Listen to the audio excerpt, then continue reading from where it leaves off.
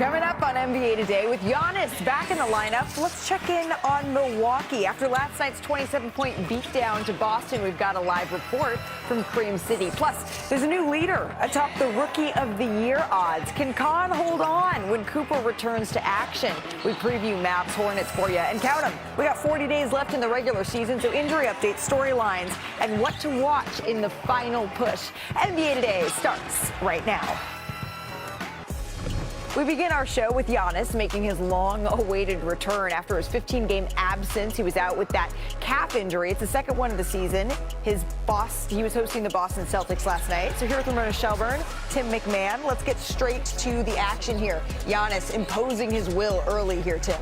Yeah, it looks like Giannis just getting right to the rim whenever he wants. Getting to the rim exactly when you need him. There he is. 1-on-3. He subbed out, though, after 6 minutes in the first here, and then early in the second, Giannis still on the bench. This is when the Celtics start to make their run. Sam Hauser pokes it away. Pritchard picks it up. Oh. Not eligible for the award, but best sixth man in the league. Celtics up by 12, and then next possession, Nikola Vucevic finds Hauser. It's been a nice fit there, Vucevic. Drains the three. The Celtics, they lead by 15, so off to the third we go. Bucks down 14. A little big-to-big action here. Miles Turner finds Giannis, who stuffs it this time over 1, 2, 3. Count them. Yeah, that's 4 Celtics defenders. Still, though, it's a big lead for the Celtics. Giannis once again spins his way inside. He had 19 points, 11 rebounds. But here, you see the Celtics' depth on display. Derek White takes it the other way, gives it back here to Gonzalez. Watch him. Finds him for the nice little backdoor cut. Celtics go on to win this one 108-81. Here's Giannis on how he felt in his return. Let me be honest with you. Welcoming in our reporter who covers the Bucks for us, Jamal Collier. Jamal, you're in the Bulls arena right now, but you were in Milwaukee last night. What was the feeling around Giannis and his return here?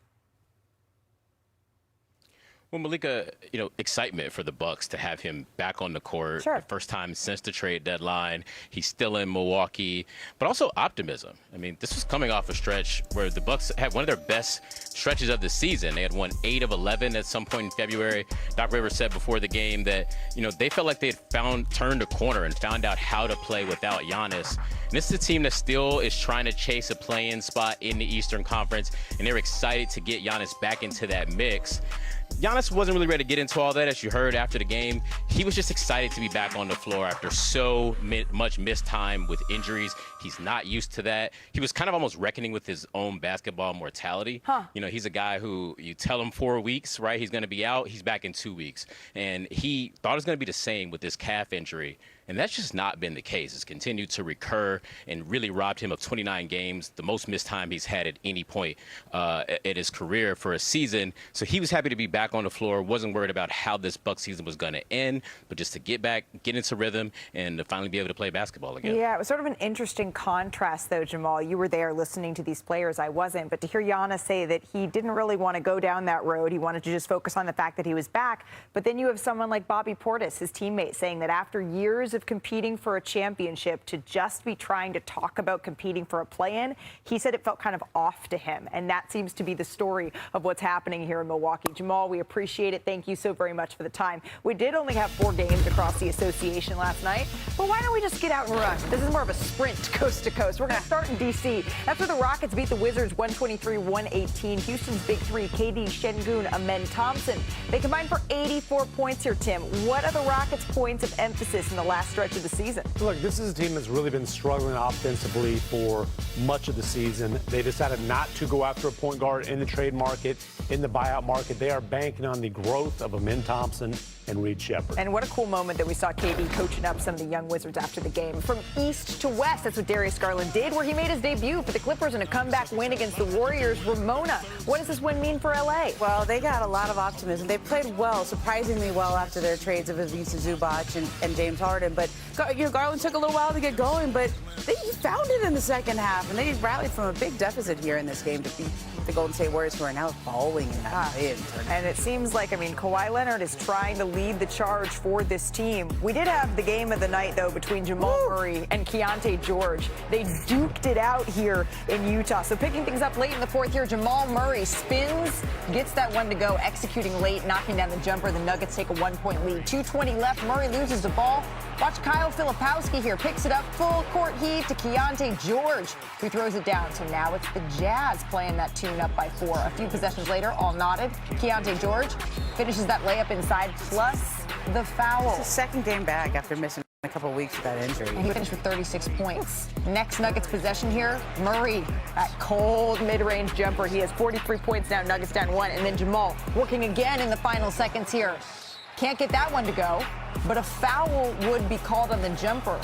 Elijah Harkless appears to hit him maybe on the wrist there. Oh, he definitely got it. So watch Nikola Jokic, the frustration maybe boiling over here, Tim. Yeah, there's been a whole lot of this. We saw a little fracas in OKC the other night. He's frustrated, I think, with physical play against him, and honestly, I think he's frustrated with his own play recently. So Filipowski, though, was called for a foul on that one. Will Hardy, none too pleased. Tough break for the Jazz, though. Jokic missed the free throw. Nuggets up by 1. And now Jokic saying, no, pleading his case. George can't finish the layup. The call would be overturned. The Nuggets are awarded possession. This is the last chance. Can't get it to go. Murray finished with 45 points in this one, his 9th 45 point of the game.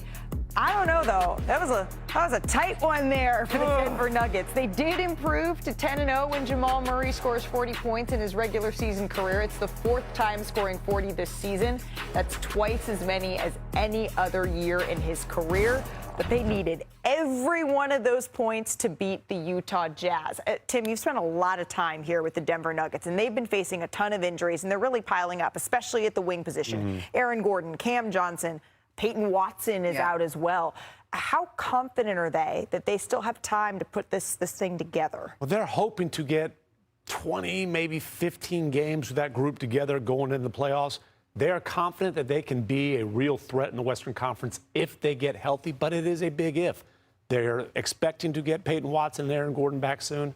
Again, though, with Gordon, they've really got to be careful. He's the difference between them being a good defensive team and a disaster on that end, but he's had so many of these soft tissue and specifically hamstring injuries. Yeah, and they're always so confident because Joker is Joker. But, somebody pointed out to me, it's a lot better than last year at this time. Last year at this time, when things were just falling off the rails, coach got fired, the GM got fired with a couple games left to go in the season, and they got it together at the end. And I think there's this confidence because of all the playoff success they've had over the years that this group has been together, that they will figure it out as long as they get healthy at the end. Yeah, but we weren't seeing this last year, and maybe the bar is low if that's what they're saying is, good news, it's not where we were last year when we had to fire a head coach.